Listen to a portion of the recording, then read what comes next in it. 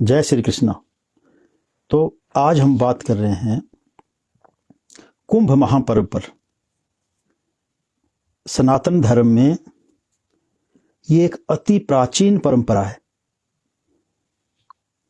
कुंभ महापर्व में करोड़ों लोग आज पतित पावन गंगा, यमुना, सरस्वती, त्रिवेणी नदियों में डुबकी लगा रहे हैं। त्रिवेणीं माधवं सोमं भरद्वाजं च वासुकिं वंदे अक्षयवटं शेषं प्रयागं तीर्थनाथनम। श्री प्रयागराज तीर्थ की जय हो। महाकुंभ एक सर्वश्रेष्ठ आत्मज्ञान, अमृतत्व को समझने और समझाने के लिए ऋषि मुनियों ने एक सुंदर प्रतीक के रूप में हमारे सामने रखा है। कुंभ होता है घड़ा, अंतः शून्यो बहि शून्यः, शून्य है कुंभ इमांबरे, अंतः पूर्णो बहि पूर्णः, पूर्ण कुंभ इवार्णवे।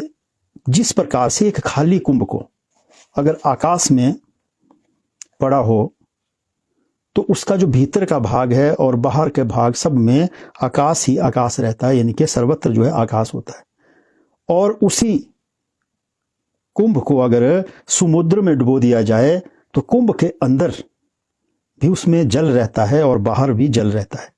ठीक उसी प्रकार इस जगत में सर्वत्र बाहर और अंदर जो है परमपिता परमात्मा विद्यमान है। और ये कुंभ रूपी हमारी देह, इसके अंदर भी परमात्मा रूपी आत्मा है, और जो बाहर है सर्वत्र ब्रह्मांड में प्रत्येक कण कण में परमात्मा का स्वरूप विद्यमान है। कुंभ महापर्व आत्मा परमात्मा आत्मज्ञान जैसी सर्वश्रेष्ठ प्राप्ति से जुड़ा है। तो इस कुंभ का जो अमृत का जो स्वरूप है, कलशस्य मुखे विष्णु, इसके मुख में जो है भगवान विष्णु विद्यमान हैं। कंठे रुद्र समाश्रिता, और कंठ में भगवान रुद्रदेव जो है इसमें विद्यमान रहते हैं। मूले तो यस्य स्थितो ब्रह्मा, और इसके मूल में जो है ब्रह्मदेव ब्रह्मा जो है स्थापित हैं। मध्य मातृगणा स्मृता, और मध्य में जो है मातृगण हैं।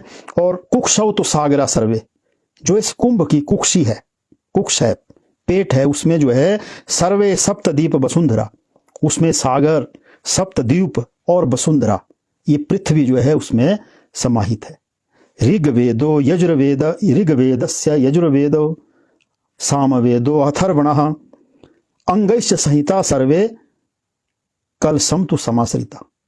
ऋग्वेद, सामवेद, यजुर्वेद और अथर्ववेद जो हैं इस कलश कुंभ के जो है अंग है।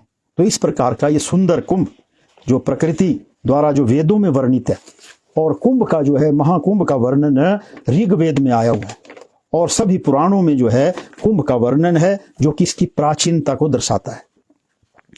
धर्मो विश्वस्य जगत प्रतिष्ठा, धर्म ही संपूर्ण जगत का आधार है। मानव समाज को एक सूत्र में पिरोए जो रखता है वो धर्म ही है। तो इस प्रकार से ये जो महाकुंभ है, 3 प्रकार के कुंभ होते हैं। एक तो अर्ध कुंभ है, जो कि हर 6 वर्ष के बाद 2 जगह त्रिवेणी, प्रयागराज और हरिद्वार में होता है। दूसरा कुंभ जो प्रत्येक 12 वर्ष के बाद आता है, और 12 वर्ष के बाद जो 12 गुना 12 144 वर्ष के बाद जो आता है उसको महाकुंभ कहते हैं। तो इस प्रकार से जो है ये जो 12 वर्ष के बाद 12 वर्षात्मक योग जब आता है, इसमें 3 ग्रहों का मुख्य आधार रहता है, सूर्य, चंद्र और देवगुरु बृहस्पति। ये कुंभ के कारक हैं जब ये यथायथ स्थानों में आते हैं। तो इसी तरह से हरिद्वार में पतित पावनी गंगा मां में जो है ये कुंभ आता है। भारतवर्ष के 4 स्थानों में आता है। और त्रिवेणी जो प्रयागराज में इस बार जो है कुंभ महापर्व चल रहा है, उसमें जो है 3 पवित्र नदियां गंगा, यमुना और सरस्वती विद्यमान है। और तीसरा जो है उज्जैन में शिप्रा नदी पर जो है कुंभ का आयोजन होता है, और चौथा है नासिक त्रयंबकेश्वर, जहां पर गोदावरी नदी जो है पतित पावन नदी प्रवाहित होती है, अर्थात जिससे देश काल और वस्तु तीनों में जो अमृत का जो प्रादुर्भाव होता है इनके जल में, तब तब अमृत घट कुंभ का अवतरण होता है। जब ऐसा शुभ योग सूर्य चंद्र और बृहस्पति बनाते हैं तो ये पावनी नदियां जो इनका जो जल का प्रवाह है उसमें जलधारा में अमृतत्व आ जाता है, तो अमृतत्व में इसमें जो है कुंभ का अवतरण होता है। तो इसी प्रकार से सूर्य चंद्र और बृहस्पति जो है इस समय देवगुरु बृहस्पति वृषभ राशि में, सूर्य और चंद्र जो है वो मेष राशि में 29 जनवरी को रहेंगे, जो कि प्रयागराज त्रिवेणी में गंगा यमुना सरस्वती में जो कुंभ चल रहा है इसका जो है योग बना रहे हैं। इसी प्रकार से जब सिंह राशि में गुरु और मेष राशि में सूर्य और चंद्रमा विद्यमान रहते हैं तो अवंतिकापुरी, 7 पुरियों में अवंतिकापुरी जो उज्जैन है वहां पर सिप्रा नदी में जो है कुंभ का प्रादुर्भाव होता है। और जब देवगुरु बृहस्पति कुंभ राशि में और सूर्य और चंद्रदेव जो है मेष राशि में रहते हैं तो उस समय जो है गंगा, हरिद्वार, अलकनंदा और माता गंगा नदियों में जो है कुंभ का प्रादुर्भाव होता है। परंतु जब जब देवगुरु बृहस्पति और सूर्यदेव और चंद्रदेव केवल सिंह राशि पर आते हैं उस समय जो है गोदावरी नदी नासिक त्र्यंबकेश्वर में जो है कुंभ का ये आयोजन किया जाता है।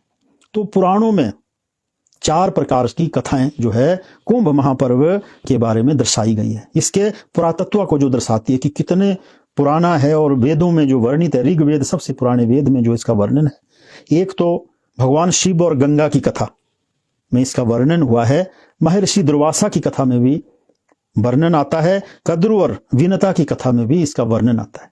परंतु समुद्र मंथन की जो कथा प्रसिद्ध है, जो सर्वाधिक प्रचलित है, समुद्र मंथन में देव दानवों ने जब क्षीर सागर में मंदराचल पर्वत की को जो है मधानी बनाया और बाष्पी की रस्सी बनाई, बाष्पी नाग की, और समुद्र को मथा, जिससे सबसे पहले हलाहल विष का प्रादुर्भाव हुआ, और भगवान शंकर ने उस हलाहल विष को जो है वे अपने गले में कंठ में धारण किया, और जब वो हलाहल विष भगवान शंकर पी गए उसके बाद जो है फिर से समुद्र मंथन चला, तो उसमें से भाई 14 रत्न जो निकले।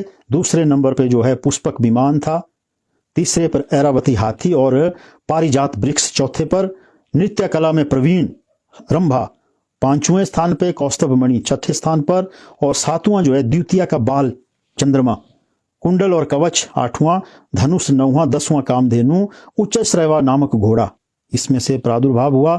लक्ष्मी का हुआ, धनवंतरी उसमें जो है अमृत कलश को लेकर के निकले। देवताओं के शिल्पकार विश्वकर्मा का भी इसी से प्रादुर्भाव हुआ। तो भगवान विष्णु की कृपा से जो है ये अमृत कलश इंद्रदेव को प्राप्त हुआ, और इंद्र के पुत्र जयंत इसको लेकर के जब जा रहे थे तो भाई उन पर पीछे से दैत्य गणों ने उनका पीछा किया। तो देव दानवों का 12 दिनों तक जो है दिव्य महायुद्ध हुआ। दिव्य दिन यानी कि मनुष्यों के 12 वर्ष के बराबर, हमारे जो दिन है वो 12 वर्ष के बराबर। तो भगवान विष्णु को उसमें अवतार लेना पड़ा मोहिनी के रूप में, और अमृत कलश को दानवों के हाथ में जाने से बचाया। और इस कार्य में सूर्य चंद्र और देवगुरु बृहस्पति ने जो है विशेष रूप से कुंभ की रक्षा करी। चंद्रदेव ने जो है कुंभ की बूंदें, जब वो 4 बूंदें इन 4 स्थानों पर गिरी, हरिद्वार में, प्रयागराज में, उज्जैन में और त्रयंबकेश्वर नासिक में, तो वहां पर जो है ये कुंभ महापर्व जो है मनाया जाता है। तो इस प्रकार से सूर्य ने जो है कुंभ को टूटने से बचाया, और इसी प्रकार चंद्रदेव ने जो है उसमें से जो जल उसको संभाला, और बृहस्पति देव ने भी इसमें जो रक्षा करी। तो इस प्रकार से ये कुंभ महापर्व तब से लेकर के सनातन संस्कृति में, वैदिक संस्कृति में निर्विवाद रूप से चल रहे हैं।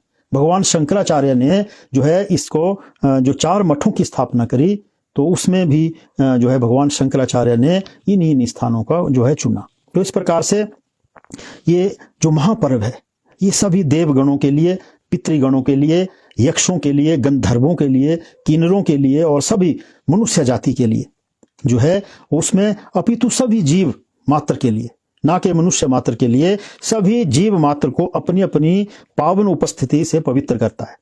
कुंभ महापर्व, और इससे जो है हमें मोक्ष की प्राप्ति होती है। और इस बार जो है ये स्नान 29 जनवरी को, जैसा मैंने कहा, 2025 को माघी अमावस्या पर सूर्य चंद्र मकर राशि में और देवगुरु बृहस्पति जो है वृषभ राशि में रहेंगे। तो इस प्रकार से मानस में भी भगवान, इसमें जो है गोस्वामी तुलसीदास जी कहते हैं, माघ मकर गत रवि जब होई, तीर्थ पतहि आव सब कोई, देव दनुज किन्नर नर श्रेणी, सादर मजहि सकल त्रिवेणी।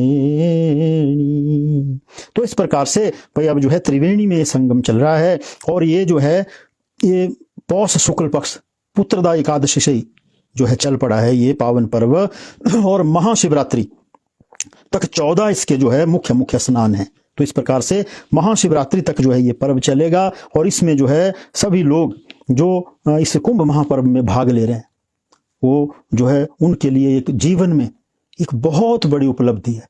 वो उनका जीवन इससे सार्थक होगा, क्योंकि देवता दानव सभी, देवता यक्ष गंधर्व किन्नर और सभी जो है इस कुंभ महापर्व में जो है वो सम्मिलित होते हैं। तो उनके लिए ये बहुत ही सौभाग्य का विषय है।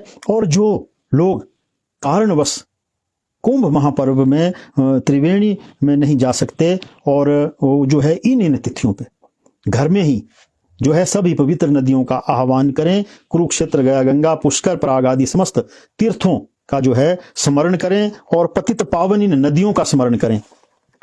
और इसमें तीर्थराज प्रयागराज का आह्वान करें, और अपने नहाने के जल में जो है तीर्थों का जल सम्मिलित करें, और उसमें नहाते समय जो है निमिन मंत्र, त्रिवेणीम माधवम सोमम भरद्वाजम च वासुकिम वंदे अक्षवटम शेषम प्रयागम तीर्थनाथनम, वो बोलिए श्री तीर्थराज प्रयागराज की जय। तो इस प्रकार से इस का जो कुंभ का जो महत्व है सनातन धर्म में बहुत है। सभी लोग सुरक्षित रहें, सब मंगल कामना के साथ सबकी यात्रा सफल हो। और ये जो ज्योतिष विज्ञान एवं योग संस्थान है, सभी जो तीर्थ यात्री हैं, जो तीर्थाटन कर रहे हैं, प्रयागराज के लिए गए हैं, सब ये यात्रा मंगलमय हो। और जो यहाँ पर विद्यमान है अपने अपने घरों में, वो तीर्थराज का आह्वान करके, स्मरण करके जो है इन मुख्य तिथियों में स्नान करें, और भगवान का जप तप यज्ञ और दान करें, पितरों के लिए तर्पण करें। तो आप सब के लिए जो है ये महाकुंभ जो है ये मंगलमय होगा, और आप सब लोगों का जो जीवन है, हम सब लोगों का जीवन वो सुखमय होगा। हमें मानसिक शांति, आध्यात्मिक बल, सात्विक बुद्धि और रोग और ऋण से मुक्ति मिलेगी। धर्म, अर्थ, काम और मोक्ष की हमें प्राप्ति होगी। काम, क्रोध, लोभ और मोह रूपी जो हमारे शत्रु हैं, उनका जो है क्षय होगा। तो आप सब के लिए ये महापर्व मंगलमय हो। जय श्री कृष्ण।